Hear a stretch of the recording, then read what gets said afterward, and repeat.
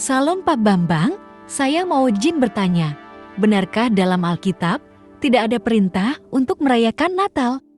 Mohon pencerahannya. Dan aspek yang berikutnya yang terakhir adalah kebenaran dalam ajaran. Pada ayat yang pertama tadi kita sudah membaca ayat pertama dan kedua secara khusus. Kepada siapa Kristus mempercayakan itu? Apa yang telah engkau dengar daripadaku, dari Paulus, dari para rasul, di depan banyak saksi. Jadi iman Kristen itu bisa diuji, bisa diverifikasi, bisa di cross check secara sejarah, secara arkeologi, karena ada banyak saksinya. Bukan sekedar klaim pewahjuan yang datang sepihak dari seorang tokoh, tidak. Banyak saksi.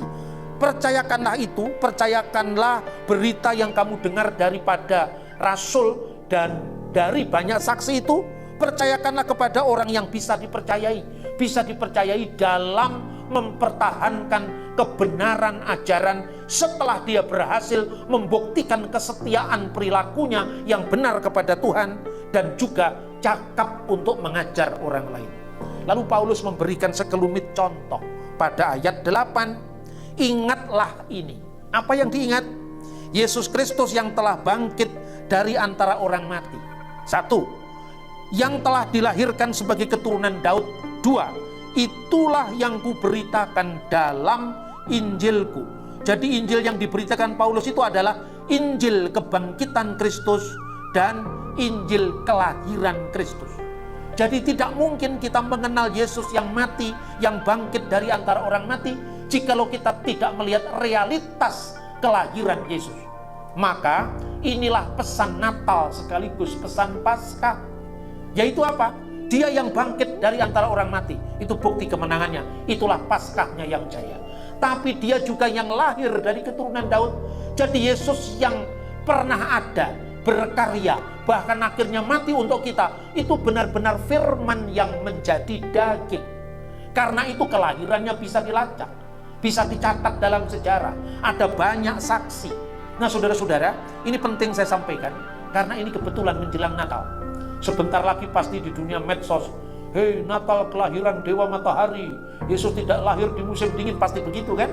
Ada banyak orang yang bingung, tidak ada perintah merayakan Natal dalam Alkitab. Lah ini kan perintah untuk mengenang, perintah untuk memperingati.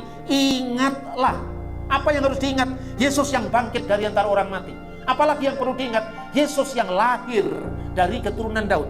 Saudara-saudara, dalam bahasa asli Alkitab, perintah untuk mengingat ini sama dengan perintah untuk mengingat kematian Yesus yang dirayakan lewat perjamuan kudus. Lukas pasal 22 ayat 19. Lalu ia mengambil roti, mengucap syukur, memecah-mecahkannya dan memberikannya kepada mereka, katanya, inilah tubuhku yang diserahkan bagi kamu, perbuatlah ini sebagai peringatan akan aku. Peringatan itu anamnesis, sebagai peringatan, dan itu mengingatkan pada bahasa Ibrani zikaron. Zikaron itu artinya apa? Zikir. Zikir itu kan mengingat Tuhan. Bahasa Arab zikir itu bahasa Ibraninya zakar, zikaron. Zikaron itu artinya mengingat.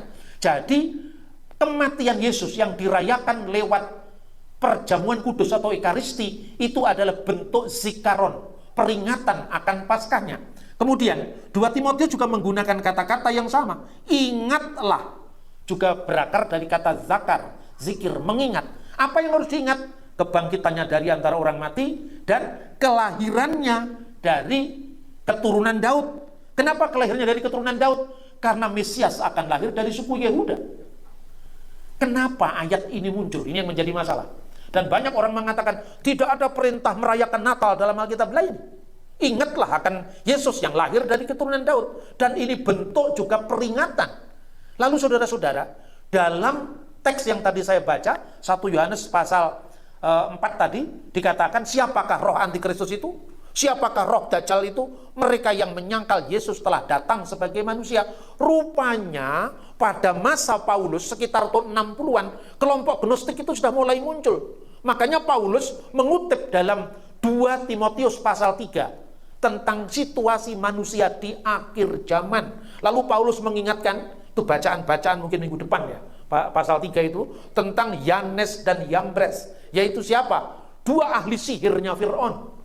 Menurut tradisi Yahudi itu, dua ahli sihirnya Firaun itu namanya Yanes dan Yambres. Itulah yang membuat sihir yang menyesatkan orang Israel. Berarti Paulus dalam 2 Timotius sedang berbicara tentang fenomena ajaran sesat. Ajaran sesat dalam sejarah gereja cuma ada 2 asalnya. Dari filsafat Yunani yang menyangkal Kristus dan dari orang Yahudi yang menekankan penyangkalan tentang Kristus sebagai Mesias, anak Allah dan juru selamat. Hanya 2 ini. Dan ajaran Gnostik itu yang pertama-tama merusak kekristenan. Sehingga Rasul Yohanes mengatakan, sekarang ini sudah banyak muncul antikristus, yaitu fenomena ajaran sesat. Itulah sebabnya berdasarkan amanat untuk mengingat yang lahir dari keturunan Daud tidak lama setelah zaman gereja mula-mula, tahun 126, dalam dokumen yang dinamakan Liber Pontificalis, Natal mulai dirayakan tahun 126. Jauh sebelum kelahiran Dewa Matahari, dirayakan tahun 354. Jauh sebelum titik balik musim dingin dirayakan oleh Kaisar Aurelian tahun 274. Ini tahun 126. Dan dalam Liber Pontificalis itu dikatakan, saya kalau bicarakan selalu banyak saksi. Karena Rasul Paulus kan mengatakan, sudah banyak saksi untuk orang cakap mengajar. Apa itu? Yang ditetapkan tahun 126. Setiap malam Natal, hendaklah engkau membaca Lukas pasal 2 ayat 14 dan nyanyikanlah itu. Bunyinya apa?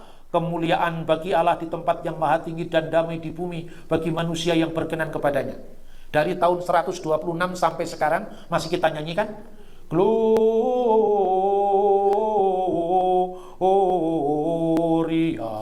in excelsis Deo. Itu lagu. Oke Pak Bambang, penjelasan Anda sangat mencerahkan dan menguatkan iman kami. Terima kasih, Tuhan Yesus memberkati.